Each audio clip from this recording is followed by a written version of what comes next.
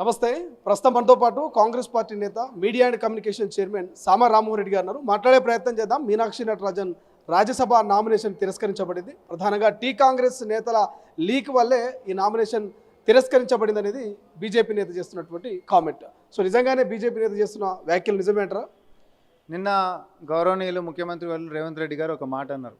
BJP vote చోరీ తర్వాత seat చోరీకి సిగ్గు లేకుండా పాల్పడుతుంది అనేటటువంటి మీనాక్షి నటరాజన్ గారి యొక్క రాజ్యసభ నామినేషన్ తిరస్కరించడంతో ధృవీకరించబడింది.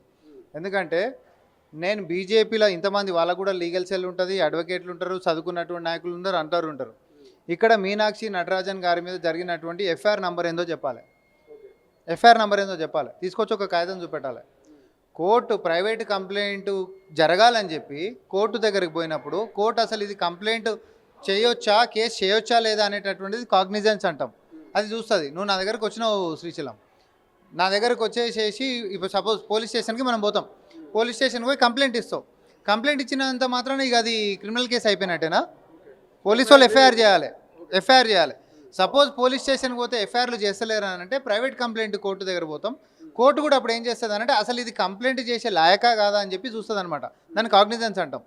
కాగ్నిజెన్స్ తీసుకొని అసలు కంప్లైంట్ చేసేటటువంటిది అవుతుందా కాదా కూడా పార్టీని పిలిపిస్తారు. నోటీస్ ఇచ్చి పిలిపించేసేసి నీకు అసలు ఇట్లా ఆరోపణలు వచ్చినాయి ఏంది ఇది అని అంటది.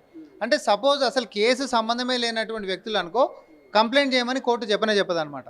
కంప్లైంట్ చేయమని చెప్పినాక వచ్చేటటువంటి నంబర్ని నువ్వు అప్పుడు క్రిమినల్ కేసు నంబర్ వచ్చినప్పుడు అది నీ యొక్క అఫిడవిట్లో నువ్వు పెట్టకపోతే నిజంగానే సుప్రీంకోర్టు గైడ్లైన్స్ ప్రకారంగా నీ మీద క్రిమినల్ కంప్లైంట్ రిజిస్టర్ అయి ఉన్నప్పుడు కూడా నువ్వు దాన్ని ఎట్లా దాచిపెట్టదు కదా అని తిరస్కరించవచ్చు. రామ్మోహన్ రెడ్డి గారు, మీ వర్షం మీరు చెప్తున్నారు అసలు ఎఫ్ఐఆర్ నమోదే కాలేదు అంటున్నారు. కానీ ఎన్నికల కమిషన్ అనేది కొంత ఒకసారి ఎంక్వైరీ చేసుకుంటుంది. ఎటువంటి ఆధార్ అక్కడనే జరిగింది. ఎన్నికల కమిషన్ని పప్పెట్ లెక్క వాడుకుంటున్నటువంటి బీజేపీ సర్కార్ ఈరోజు వాళ్ళని అడ్డం పెట్టుకొని ఈరోజు రాజ్యసభ సీటు కొట్టేసినటువంటి దొంగలు. ఇక నేను ఇట్లనే మాట్లాడతా. నేను అందుకని అంటున్నా, ఆ రిటర్నింగ్ అధికారి ఎవడైతే ఉండో వాడు కోర్టు కాగ్నిజెన్స్ తీసేసుకుంది అని చెప్పి మాట్లాడుతుండు. ఈ ప్రపంచంలోనే అంటున్నా, దేశం కూడా కాదు. ఎవరన్నా దాన్ని అది అసలు క్రిమినల్ కంప్లైంట్ అని ఎవరన్నా అంటారో చెప్పాలి. కేవలం బీజేపీ నేతలు అక్కడ ఏంది అని అంటే కాంగ్రెస్ ఎమ్మెల్యేలను మేనేజ్ చేద్దాం అనుకుంటే ఎవరు కూడా బెండ్ కాలే. అరే సీటు పోయేటట్టుంది కదా అని చెప్పి ఇట్లాంటి నీచానికి తెగబడ్డారు. అంతకుమించి వేరేదేం లేదు. దేశంలోనే పెద్ద పార్టీ, దాదాపు 150 ఏళ్ళ చరిత్ర కలిగినటువంటి కాంగ్రెస్ పార్టీకి లీగల్ సెల్ ఉంటుంది, అడ్వైజర్లు ఉంటారు. సో ఏంటి అంటే నెక్స్ట్ స్టెప్ ఏంటి?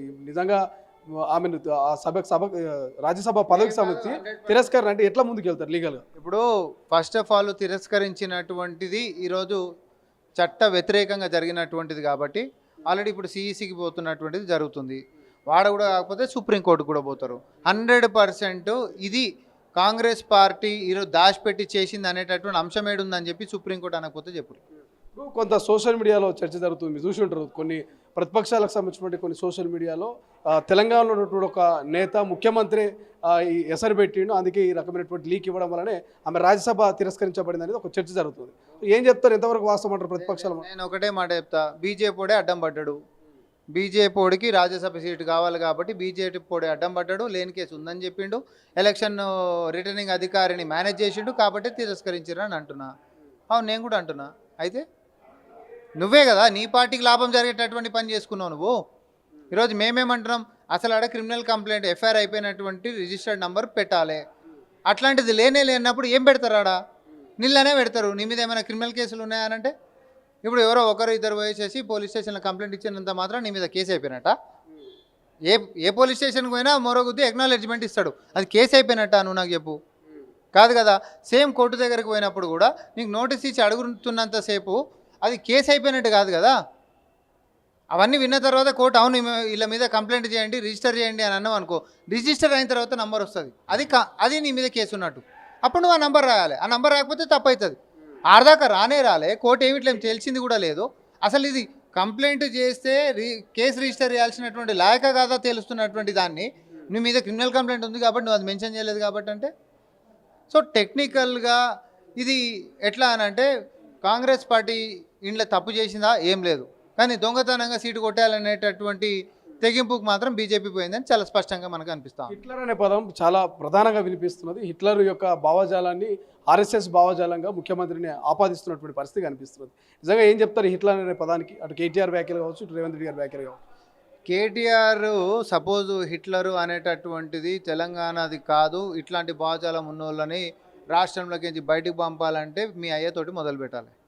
ఎందుకంటే గతంలో మీడియా ముఖంగా మీ నాయననే హిట్లర్ కాదు, హిట్లర్ తాతల లెక్క ఉంటా అని చెప్పి ప్రస్తావించినటువంటిది మనందరికీ తెలుసు. కానీ ఆయన ఏ సందర్భంలో ప్రస్తావించిన అప్పుడు కూడా ఆయన అప్పుడు కాంగ్రెస్ పార్టీ ఏం తప్పు పట్టలే. ఎందుకంటే అవినీతి చేసినోడు ఈ పక్షాన హిట్లర్ కాదు, హిట్లర్ తాత లెక్క వ్యవహరిస్తా అన్నాడు. సరే, ఏ మంచి ఉద్దేశంతో మాట్లాడాడు కదా, ఈ పదాలను సెలెక్ట్ చేసుకుని రాజకీయం చేసేటట్టు కుచిత బుద్ధి కాంగ్రెస్ పార్టీకి ఉండదు.